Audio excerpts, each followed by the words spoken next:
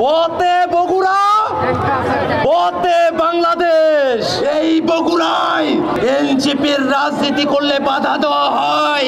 এই নতুন বাংলাদেশকে আমরা আর কোনো চাঁদাবাজের হাতে ছেড়ে দেব না। বাংলাদেশের সংসদ দখলে থাকবে এনসিপি। পথে বগুড়া, পথে বাংলাদেশ।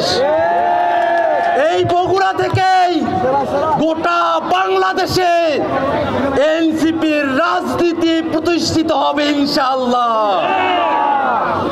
এই বগুড়ার মানুষকে গত 16 বছর ধরে অবর্ণনীয় নির্যাতনের মধ্য দিয়ে যেতে হয়েছে। বগুড়ার মানুষ ঘরে থাকতে পারে নাই, বগুড়ার মানুষ বাড়িতে ঘুমাতে পারে নাই, বগুড়ার মানুষকে খেতে খামারে গিয়ে রাত কাটাতে হয়েছে। এত কষ্ট করে আওয়ামী লীগের বিরুদ্ধে যুদ্ধ করে, ফ্যাসিবাদের বিরুদ্ধে যুদ্ধ করে যে নতুন বাংলাদেশ আমরা পেয়েছি, সেই নতুন বাংলাদেশকে আমরা আর কোনো ফ্যাসিবাদীদের হাতে ছেড়ে দেব না।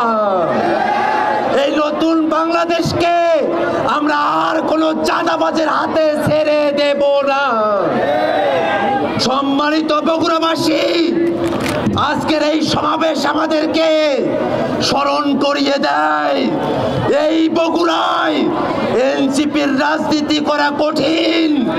এনসিপির রাজনীতি করলে বাধা দেওয়া হয়, এনসিপির রাজনীতি করলে ভয় দেখানো হয়, কিন্তু শত ভয় শত বাধা অতিক্রম করে নতুন বন্দোবস্তের দাবিতে, বিচারের দাবিতে, সংস্কারের দাবিতে এই বগুড়ার মানুষেরা সাহস দেখিয়ে এনসিপির রাজনীতিতে নিজেদেরকে যুক্ত করেছে।